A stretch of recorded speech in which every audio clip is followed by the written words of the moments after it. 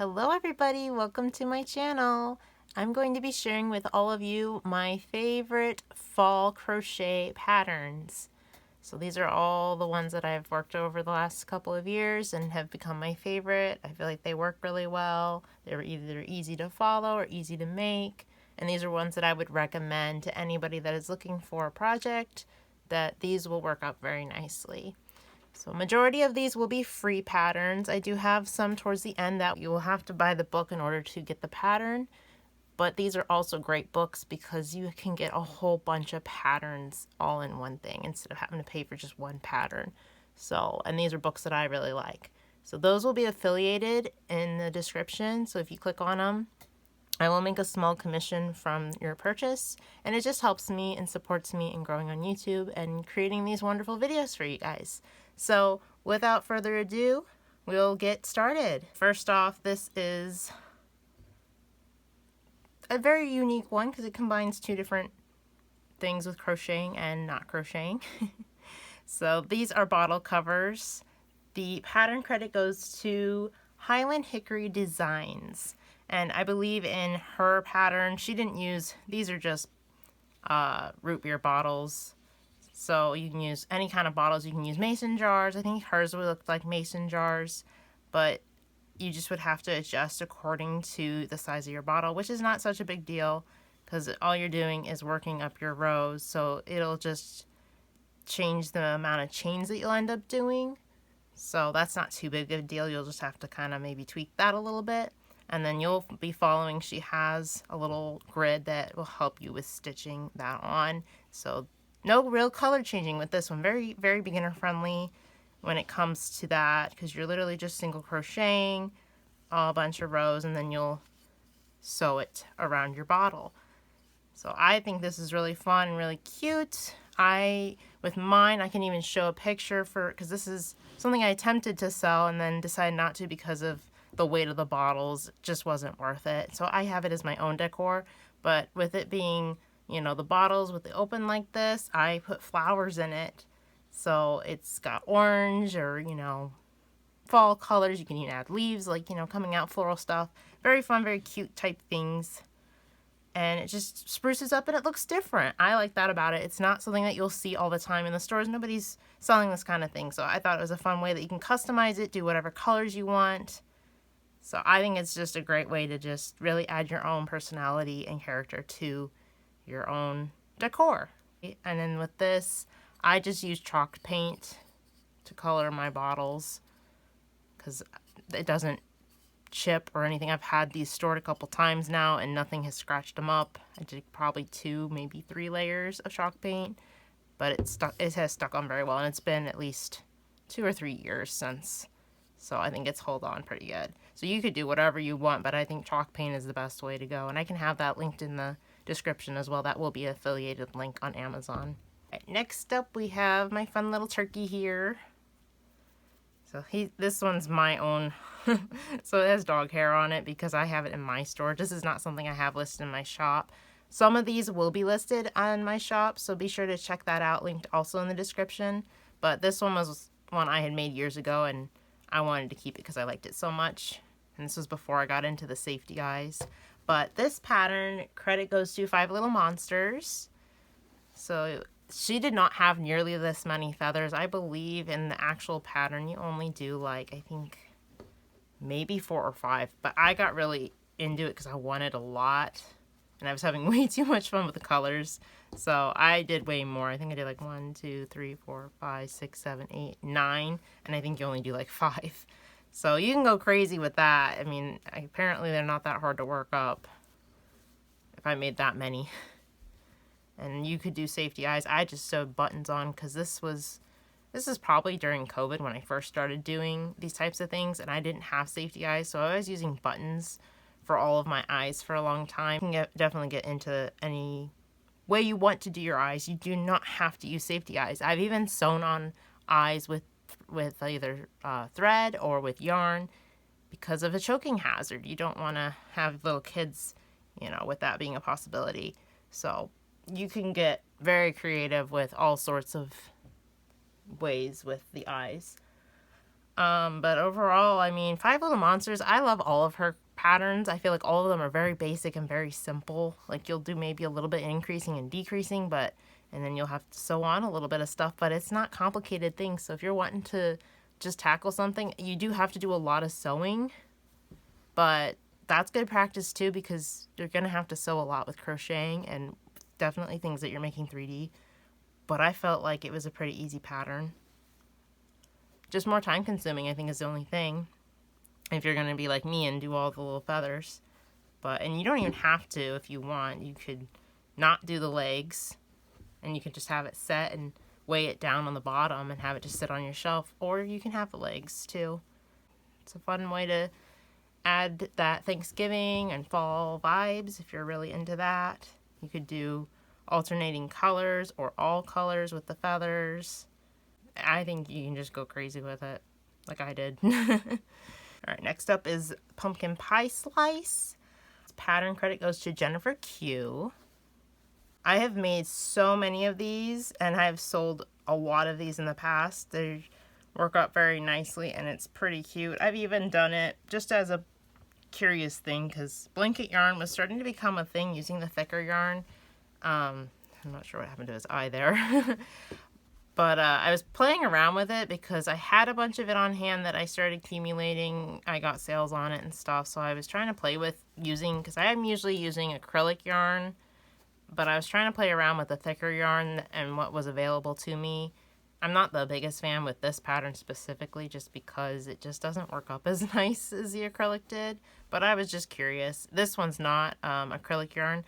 It's almost like a velvet yarn. It's whatever I had. I don't even think I have the label for it. It was something that I got back when I was buying some yarn from secondhand places, because I was just trying to practice with different kinds of yarn, and why not when you can get it really cheap. This one is worked up a little different. You do work, I can't remember which one you work first. I think you work, and it's kind of tricky with doing the triangle because you're going to work rows and increasing and decreasing.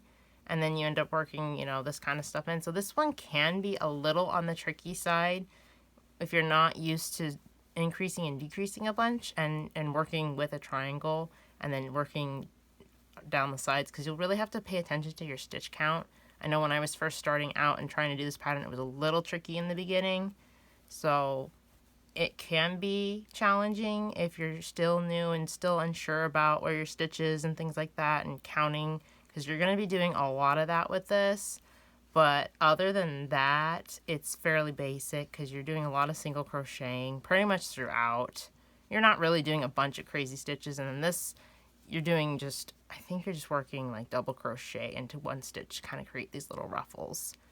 So I don't want to scare you, I just want to be honest with you guys that it can be pretty challenging if you're super new to crochet.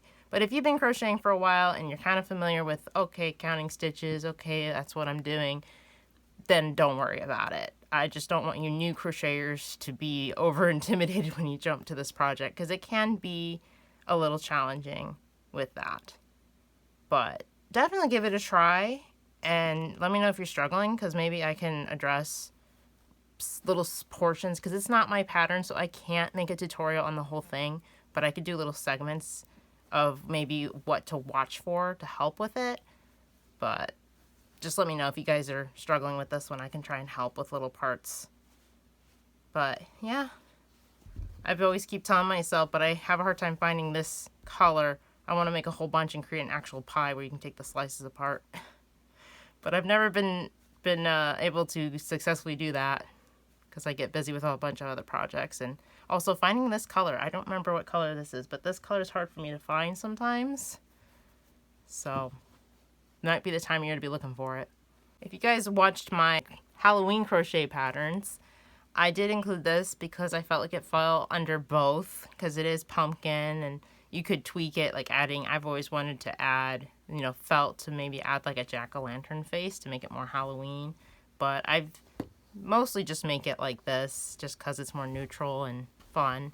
But this one is also done by Five Little Monsters, and I talk a lot more about it in my Halloween one, but it's fairly basic. You do a little bit of color switching from here because you start with this and then you switch to work the head, And then all these little parts are work separate that you sew on. But I love it. It's probably one of my favorite. I've made a bunch of these and I've sold quite a few of these as well. But it's something that I feel like is one of those, it's fairly basic. This one I think you don't have to worry too much about stitch count like the pumpkin one. The pumpkin slice one, I mean.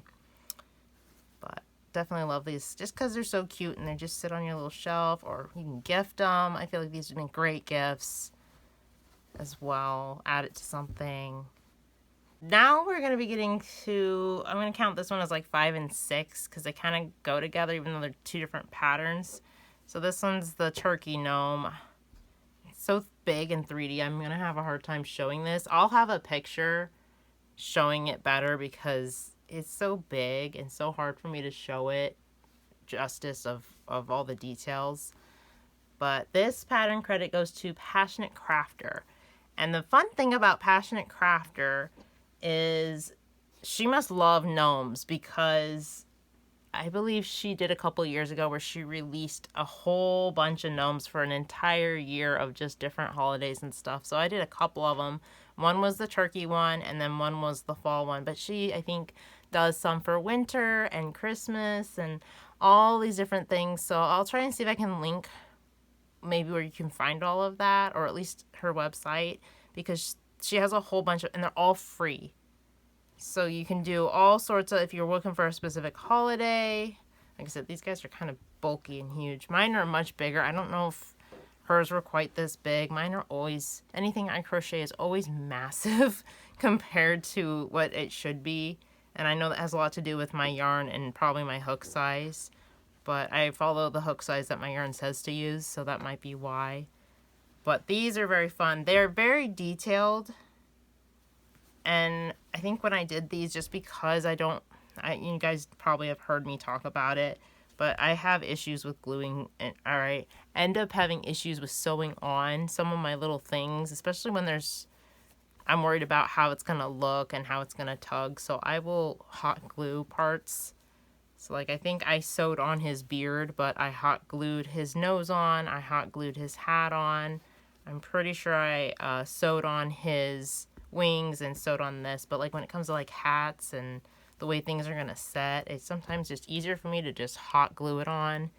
And then I don't got to worry about how it's going to set and how it's going to, tug and look weird, in my opinion. But you do have to be careful because, like with this one, I wasn't as careful. So you'll get globs where you can see it. So you do want to be very careful. Like this one, I did sew on the nose, but I think I didn't like the way it looked. So I was like, I'm just going to hot glue the other one. But I think this one's a little different, where you actually attach the hat, like where you sew or crochet the hat. So you probably do a color change in this one. So it depends on the pattern and on the techniques and stuff like that. So I think I just ended up hot gluing these on. So, but if you're wanting a fun and detailed project, this is the place to go. It will take quite a bit of time to do all these little parts. This one definitely took longer because it had a lot of parts to attach, but this one only had this, and then you had the little things here. But definitely check out her other gnomes, because you can have a gnome for almost every occasion. If you're really into gnomes and you want to do a different one for all the holidays to have setting out, that's the place to go because she has so many. So yeah, they're fun little guys. I really love his tail. That was really fun to do and have that finished where it just color changed like that.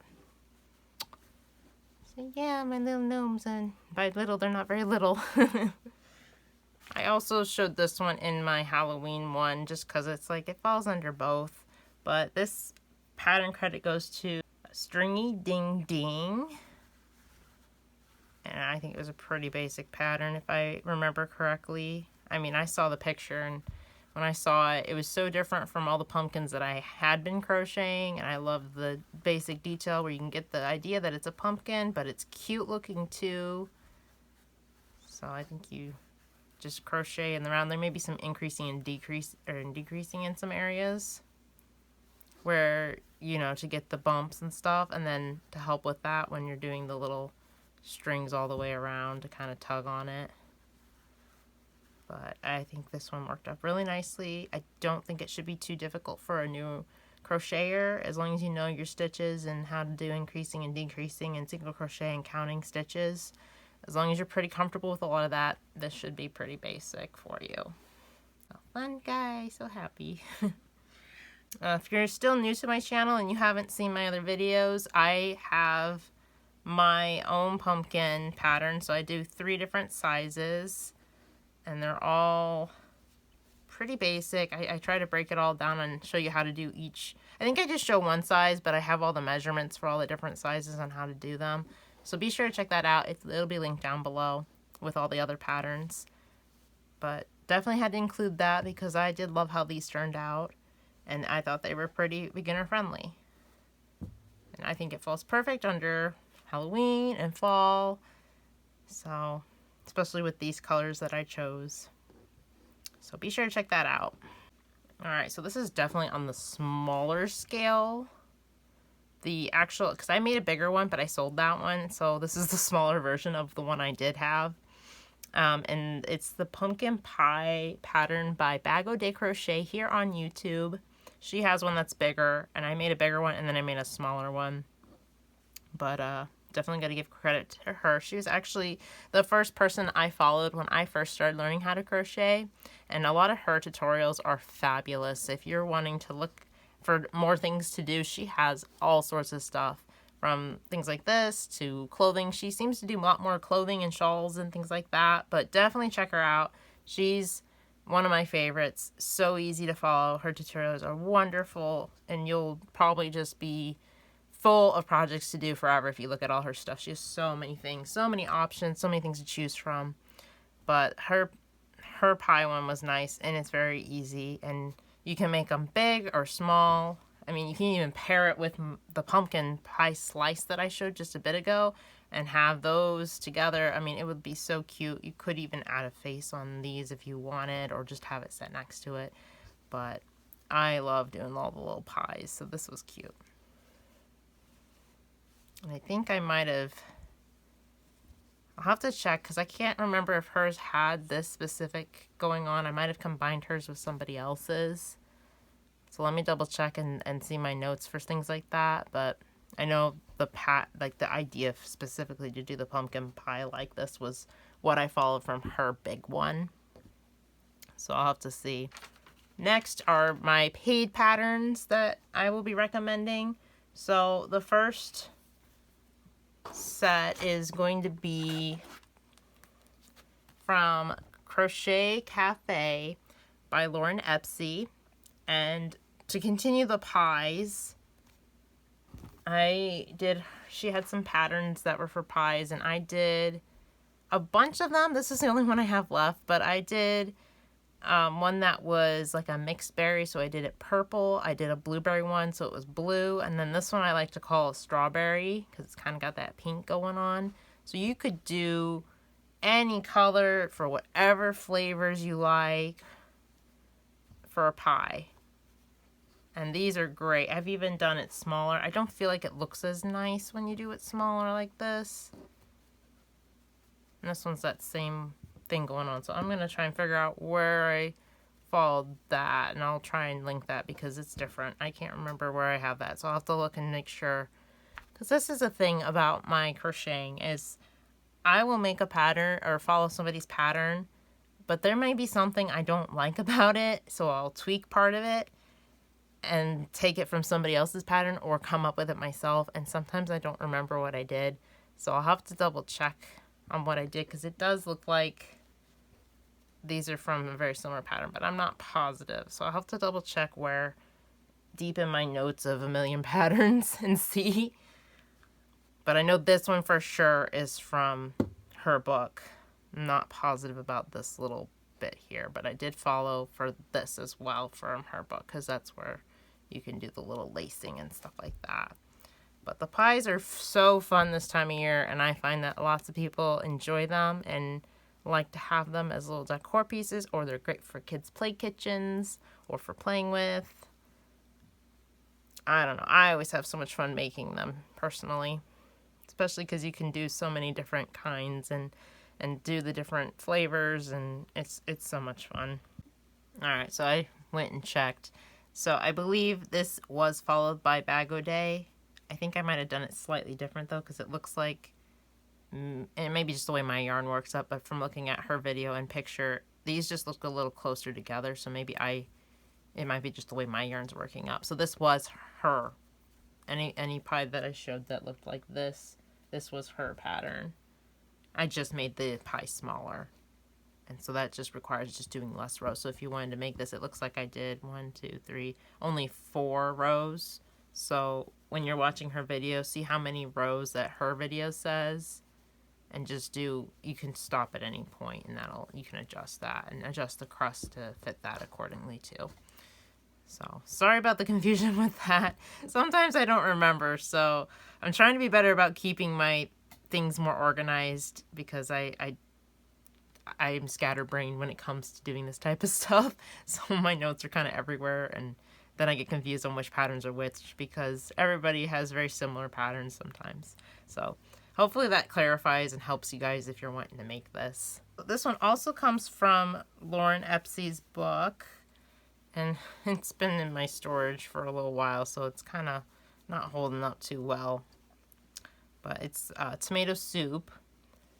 And then I did this one, I think her specifically is for tomato soup. So I did that one. And then the other one, this one I think I just did on my own as an idea, like a butternut squash one. And in her book, they don't poof up like this. I didn't follow her instructions in her book. She recommends to put like a piece of cardboard or something flat so it doesn't poof up, so you'll actually have like a bowl of soup. But because I'm having these as items that I'm selling and people might buy this for their children to have in their play kitchens, I wanted to make it so it was possible that this could be washed. So putting a piece of cardboard or cardstock does not sound very ideal for somebody that might have to wash their kids' play kitchens and things like that. So I wanted to make this versatile and realistic for parents that are buying these for their kids. So that's why these are like poofed on the top. And then she also has little spoons that you can make with the bowls of soup. So that's fun when you're wanting to do the little play and pretending to eat the soup and things like that. I think that's really fun and very creative to just add a little bit more. Not sure why one ended up drastically bigger than the other, but it happened. These were made a while back too. This is kind of when I was still new. So these are probably about 5 years ago or so when I made these. So you definitely improve over time with your crocheting. If you're still new, you'll improve. Give it time. I've been crocheting for a very long time now. So a lot of my stuff will look a lot nicer. And I've even seen it where it's like, wow, I could do a lot better job than I did 5 years ago. So don't give up on crocheting. Keep trying if it's still difficult, because I gave so many hours where I was trying. I just don't have any proof of my mistakes anymore, because I would frog everything. Now we're going to be getting to my last book of a paid pattern, and it is Amigurume Eats by Allison Hoffman. And in this book, the pattern I used was for her drumstick, I believe. I can't remember exactly if it's called a drumstick in her book. She calls it a turkey leg, but I always call it a drumstick because that's what it looks like to me, is just a drumstick. It's easier to just list it that way. And I've sold plenty of these. I'm not sure what the hype is about the drumsticks, but I was selling a bunch of these for a while. And they're pretty fun, pretty cute. Just adding the little faces, or you could leave it plain and not have that and add it to your play kitchen and stuff. So, but I've made quite a few of these, and I think they're pretty fun. I did add some modifications to mine though compared to hers. I had notes in here when I was looking to find the pattern, and I have my own notes in here. So I will put my modifications. It'll just say what I did and how different it is, because that's what I do. I mess everything and change with it. So I will have that in the description for this, the changes I've made. That's not the pattern, it's just what I changed.